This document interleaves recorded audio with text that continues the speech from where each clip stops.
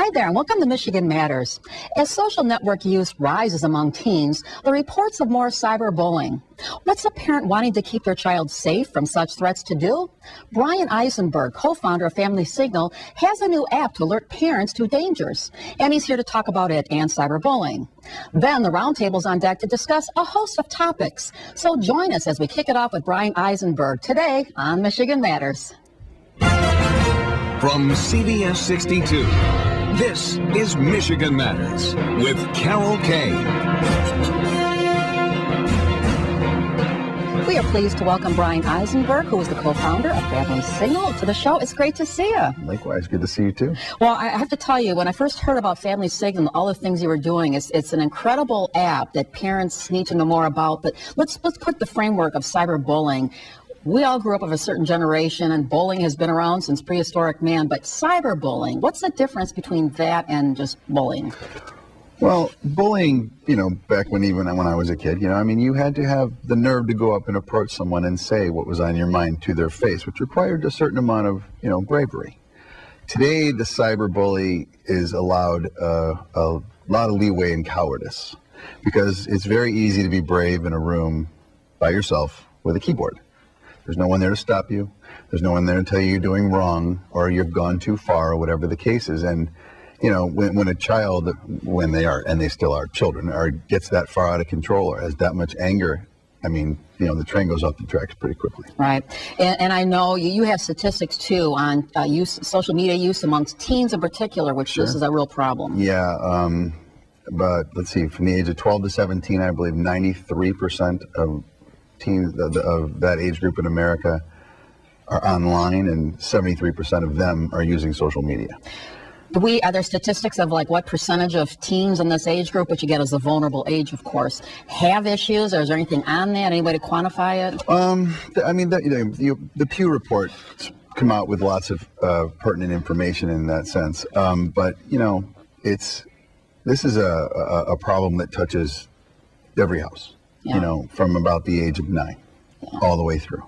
So, in fact, you have 4 children yourself, and this kind of gave you some interest in this. So, yes, my older kids were our first clients, and it's been helpful. It was a little scary at first. Wasn't sure what we were getting into, and of course, when you're using your own kids and you get an alert, you think to yourself, "What did my kid get into now?" But it's really.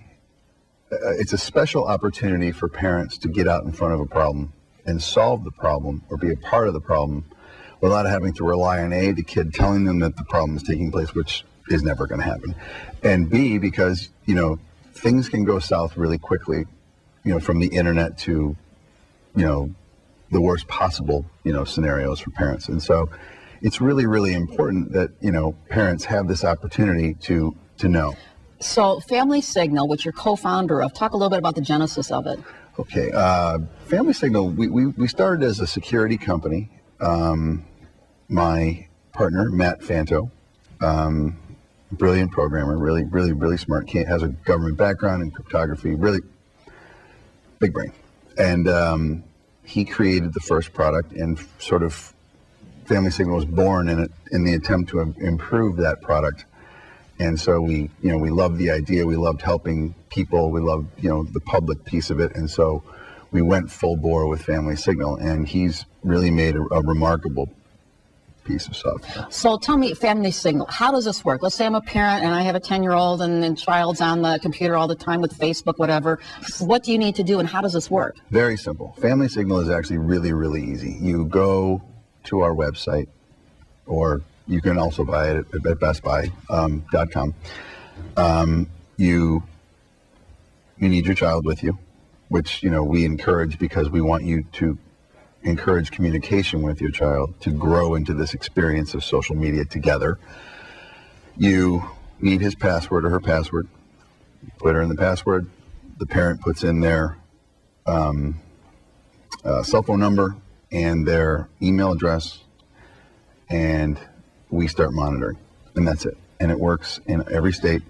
Okay. And as I understand this, it works on Facebook, Twitter, and Instagram. So what does it do? Are there certain words? When the words come up, and as a parent, what will you get then? You will get, well, it depends on the message. So, for an example, if someone, sent your child, your son, a message, a private message, or on the wall of his Facebook account, say, I'm going to beat you up after school.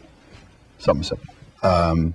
Within 5 seconds to 5 minutes, you, the parent, are going to get a text message that says your son John has received a bully alert from Family Signal. Okay. About 30 seconds later, you're going to get an email that's going to show the conversation that led to the sort of what I refer to as an infraction and what tripped our system and let you know that. And so, yes, do we look for keywords? Of course, but we're also much bigger than that. It's a language processing concept. I mean, we're patent pending. I mean, it's a really great piece of technology. We're going to continue the conversation, talk a little bit more about Family Signal, but we need to take a break. We're back with more Michigan Matters right after this.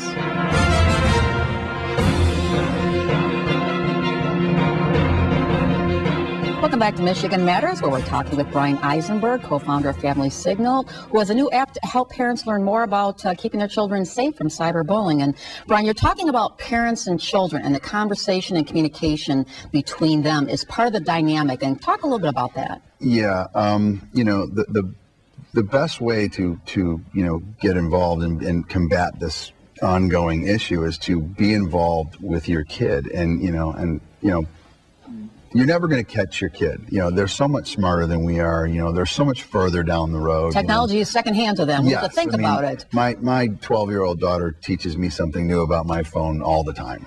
So I mean, I've accepted that. That's okay.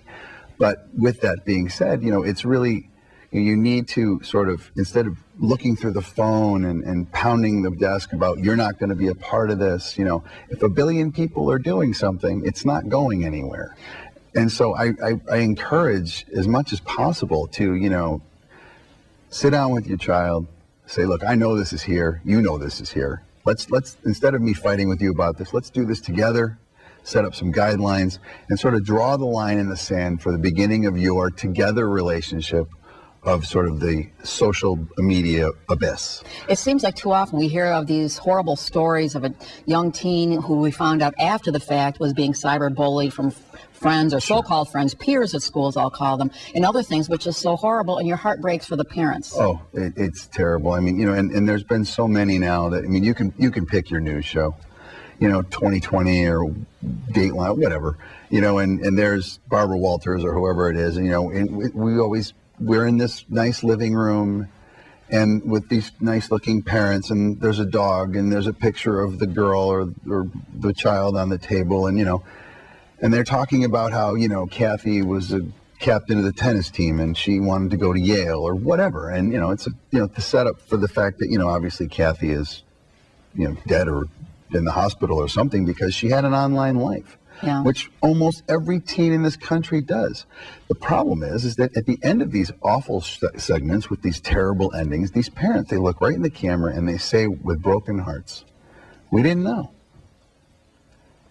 And that's really what we're trying to do, is we're trying to bring awareness and knowledge to the parents while still having some respect for their privacy and being a part of their lives. I was wondering about that, particularly with teens who are very private to begin with. They don't want their parents all up in their business and so forth. But it's an interesting dynamic with there, isn't it? Yes. I mean, there's a very split school of the concept of spying and what we try to keep a very nice line between it. If your child is online and living their online life talking about the tennis team or the upcoming dance or I got a new car or whatever, you're never going to hear from us because that's none of our business, and on some level it's none of yours either. Yeah. And so we're trying to preserve a bit of privacy while also keeping a very sharp eye on the fact that, if you get yourself in trouble, I'm here. Yeah. Do you find, because obviously your market is parents, Sure. As parents are becoming more initiated in this, again, get into a certain age, people, the older, tend probably not to be as technologically savvy as the children are on this. There's an education on both sides, isn't there, in this? There is. And, I've been asked every question from, what if my child creates 8 new Facebook accounts? And my answer, very candidly, is you're not my client. Because if your child is working that hard to get away from you, well, there are deeper issues that I, at Family Signal, can't solve for you. You sound like Dr. Phil here, a little bit on this, But, but at the same time, being involved, knowing your kid without a finger in his or her face is going to go a long way. We're winding down here time. Is there any other advice you would give a parent about this, or suggestion or anything on this, given that this is such a common occurrence? When it comes to this topic and all the things that are related to it, because it isn't just bullying. I mean, it is drugs, it is sex, it is race, it's hate, in the giving of personal information, which speaks highly to the predator piece, which is for some of the younger kids. You really need to be patient. You got to stay with it, because you know what? Things can be moving along. I mean, how long do you drive a car for until you get into your first car accident? It's not like it's not going to happen, right? I mean, it's the same thing. You got to stay with it, because, and you know what? The less you hear from us, the more proud and rewarding you should be to your children who behave. It's an ongoing conversation, no doubt about that. 100%. Now, Brian, thank you so much for being here. Really appreciate it. Thank you for having me. And a reminder that you can go to familysignal.com to get information and download the app, and also get it at Best Buy, right? That's correct. Okay, great. Thanks again for being here.